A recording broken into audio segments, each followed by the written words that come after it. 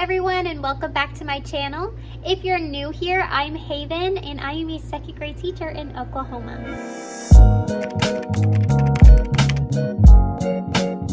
So today let's talk books, because something that really stressed me out as a first year teacher was how do I get books, how do I organize them, and what's a good system. So I first want to talk about where you get books, because let me tell you right now, you're not going to want to buy all brand new books. Brand new books are expensive, especially if you go to places like Barnes & Noble.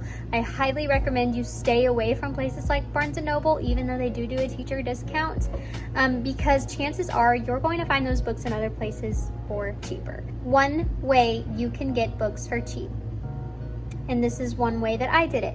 I went and I looked on Facebook Marketplace and I found a teacher resale group that was local to my area. So I got to go on there, and a bunch of retiring teachers or teachers that were just trying to clean out their space were doing porch pickups, selling just a bunch of classroom materials and books. I went and picked up this massive box of books of all levels, and it was like $15. It was probably 100 books. It was a lot. And let me tell you, you're gonna want too many books rather than not enough books to start out. So I got a ton of books, way too much. I ended up letting my kids take 5 books home each, maybe more, because I do teach in a low income area and books are not easily accessible to my children, and that's one way your kiddos are going to learn to read best, is being exposed to books and interacting with books confidently. So I let my kids take home books to keep at the end of the year. I just went through and picked out the ones that I bought full price and got off my Amazon wish list. Those things, I kept those. Ones that were like, I had a bunch of duplicates or they were getting really old or whatever, those are the ones I put them all in a pile and I let them take them home so that they have books to read over the summer. And that's another thing. So another tip, say you're teaching second grade like me.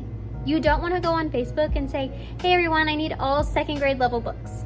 No, you need all level books, because just because you're teaching second grade doesn't mean all your children are going to be reading on a second grade level.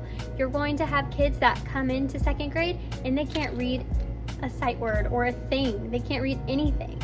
And that's okay, because learning to read is a developmental process and we all learn at different paces and rates. So you just can't expect your kids coming in being able to read perfectly, because it's just not going to happen. You're also going to want levels of books that are above a second grade reading level, because you might have some second graders reading on a 5th grade level or even higher. I had one kid who was reading like chapter books. You're gonna want books in your library that are going to be on their level, below their level, so they can interact with some books confidently. You're also going to want them to be able to be challenged if they want it. So like my kiddo that was in 2nd grade reading on a 5th grade level, I don't want him reading 2nd grade level books all the time. Like, he can, of course, but I also want him to be able to challenge himself and read harder books, because that's how we get better at things. We practice and we challenge ourselves. So you want books of all levels.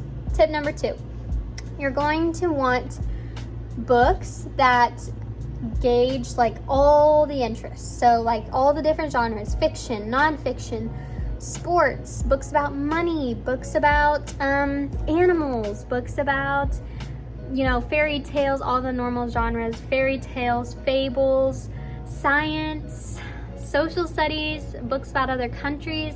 Diversity inclusion is a big thing. Let me tell you, there are so many amazing books about diversity and inclusion. Go check out my Amazon storefront. I've got all my favorite Amazon read alouds there. I say that it's best to look first at Facebook Marketplace and garage sales and stuff like that. But obviously you're gonna wanna buy some new books too. That's one thing that I'm very guilty of, is buying a bunch of books, because I love children's books. I don't like reading adult books, but I love reading children's books so much. I definitely spend a lot on that, but you don't have to, is what I'm getting at. Another place that you can look for books, children's books, are teachers at your school. So you can ask either if there's teachers leaving or older teachers who maybe have like a ton of books that they're wanting to get rid of, because I know a lot of us like overdo it on books and then it gets to be too much and we end up wanting to give some away. So always check with older teachers. Like once you have a school email, I would email all and be like, hey, new teacher starting out, is there anybody who's wanting to get rid of books or anything? If so, I'll take anything I can get, any level, any genre, anything. Just give me all the books that you don't want. Like I said, it is better to have books or too many books than not enough at first. So take all that you can get. The third place that you can look for books are garage sales. So a lot of people who like recently become empty nesters or maybe their kids are just outgrowing certain books, they're going to sell a ton in garage sales. So that's a great place to check for cheap books.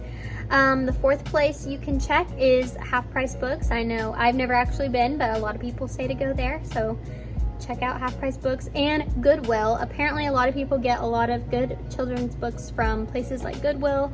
The fifth thing that you can do to try to find children's books, and I'm sure there are many other ways, but these are just the ways that I found my children's books. You can post on Facebook and say, hey, if anybody is looking to get rid of children's books that they have in their home, or if you have any children's books that you're willing to part with, because sometimes those things are hard to part with for parents, please know that I am open to taking all these. I am a teacher just starting out and I need books of all levels and genres and all that.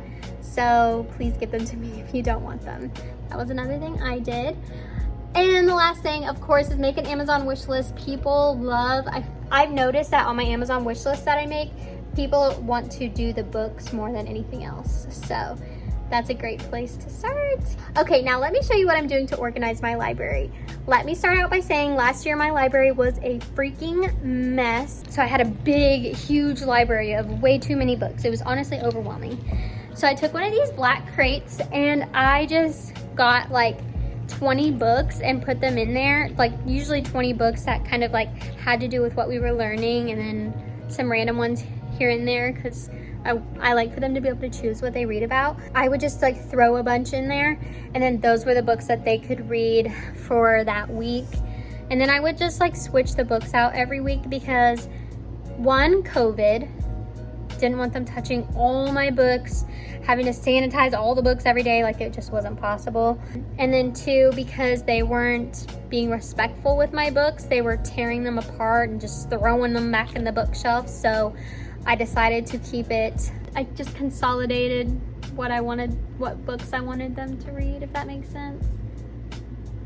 But I obviously kept the interests of my students in mind and like picked my books wisely. But like I said, with COVID, it was hard, and also they were destroying my books and not being respectful with them. So this is what I'm doing this year. Okay, so you can tell this is a mess, but I've got piles of genres and types of books and all kinds of stuff here. I'm gonna make a separate video on this because books are something that stressed me out a lot as a first year teacher. So be on the lookout for a video on that because it's just a lot. So I basically just got them all separated out, and then I'll take those labels home, laminate them, and then tomorrow I'll start doing it. So yeah, that is my take on how to get books for your classroom and how to organize it. Like I said, this is gonna be the first year that I'm doing this, so I'll let you know how it goes. Don't forget to like and subscribe if you like this video and my channel. As always, let me know what you want to see more of down below. I'm going to link my Amazon Classroom must-haves, which has my favorite read-alouds in them, as well as my other social platform links, discounts, and other links down in the description. I love you guys. Thank you for being here. Have a great week. Good luck with school coming up.